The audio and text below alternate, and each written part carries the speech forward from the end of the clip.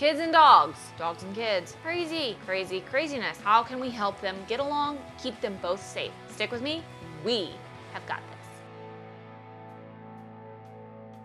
Okay, so one of the most important things, foundational, have management tools in place. Sir, would you please come here? Hi, what are management tools? Kennels, baby gates, they're not just for the baby. You can actually separate the dogs. Let's just face it, kids are cute, kids are fast, kids are squeaky. Some dogs might view a kid as a litter mate. Some dogs might view them as prey because they're running and they're quick in their prey drive, kicks right in. So you need to have ways to keep the dog from eating the kids' toys, respecting their stuff, and managing interactions. I have 4 kids. My older kids and the dogs are pretty good. They're at a point where it's okay. They can interact together and it's fine. But one of the things that I have in place for my 2 smaller children, 3 and 1 at this point in time, I have a baby gate in the hallway that blocks the dogs out of their room and my room, meaning I can go to the bathroom in my master bathroom and know that the kids and the dogs are separated. I don't have to worry about if the baby's gonna pull the dog's ear. I don't have to worry about if the baby is...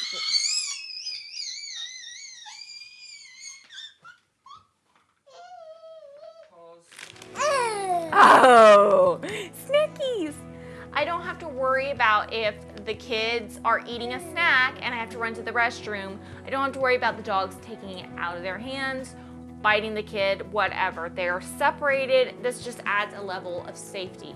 Kennels are also a great management tool, meaning if I can't watch the kids and I can't watch the dog at the same time, I gotta do dishes, I gotta cook dinner, it's dinner time and I don't wanna have to worry about the dog jumping up on the table, I can pop the dog in the kennel for just a few minutes and get things done and everyone is safe. Another thing is keep your kids out of the kennel, which is super, super hard. My kids seem to really like climbing in the kennel.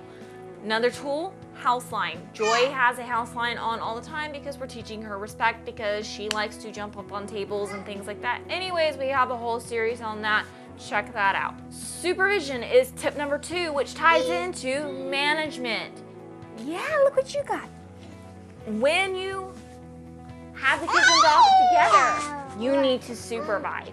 Especially if your kids don't know how to behave around a dog or the dog doesn't know how to behave around a kid. Puppies don't know how to behave around kids. I'm just gonna say this, a rescue dog may not. So you need to give them time to get acclimated to each other and learn how to read each other. Which brings me to my next tip, tip number 3. Teach your kids how to read dog body language. And I'm going to tell you something, there's a lot of myths out there, a lot of lies out there. The idea that a dog, if his tail is wagging, he's a happy dog, that is a lie. Dogs will wag their tails if they're nervous. Dogs will wag their tails if they're feeling threatened. Dogs will wag their tails when they're aggressive.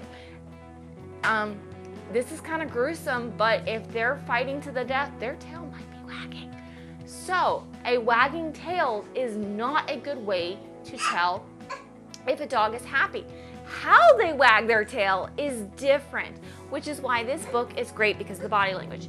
Just remember, teach your kids and remember yourself. A nervous dog, apprehensive dog, anxious dog, afraid dog, an uncertain dog is a dog that can and will bite.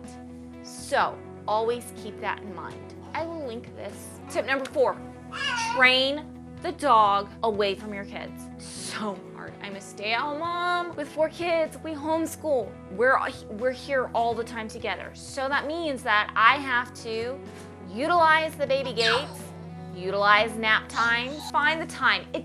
Training your dog only takes a few minutes and it's better done over small, short periods of time.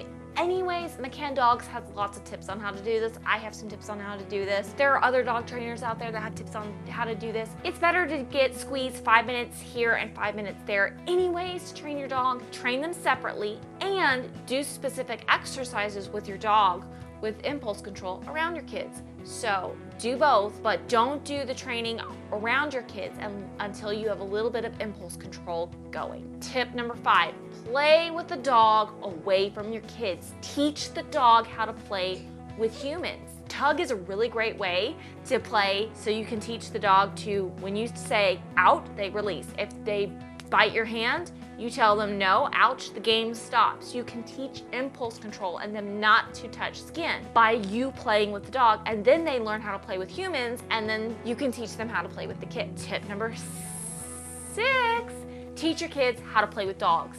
Teach them how to not run, how to not scream, how to throw the ball. So supervision. Don't just leave them together and hope that they'll get along. This ain't Disney, baby. Tip 7, keep in mind, if a behavior is dangerous for an infant or a small child or an elderly person, then it is not a behavior that should be encouraged or allowed for the dog. Meaning, jumping up should be a no-no. Biting, play biting should not be allowed because it could really hurt an elderly person or a small child. Keep in mind, what you allow with you, the dog may not understand that it's okay.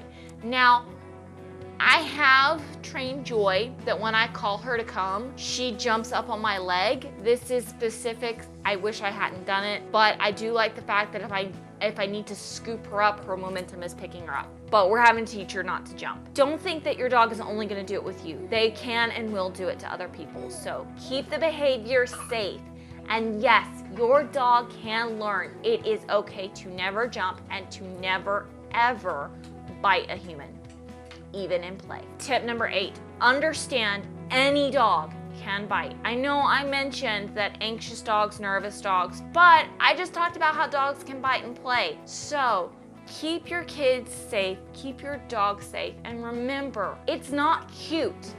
I repeat, it is not cute when your child climbs on the dog. It is not cute when a child climbs on a dog's bed. It is not cute when a child climbs in a kennel with a dog. It is not okay. It is not safe.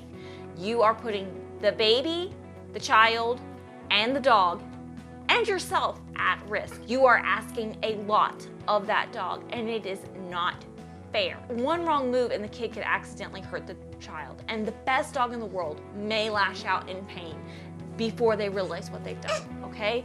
So keep everyone safe. Keep in mind, they're animals and they can bite. Tip number 9, give yourself grace.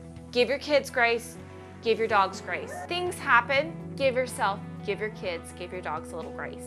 Your kids are gonna have to learn. You're having to learn. Your dog is having to learn. You are all having to learn how to live in harmony together. Do the best you can, when you can, how you know you can. Give yourself grace, move on, do better next time.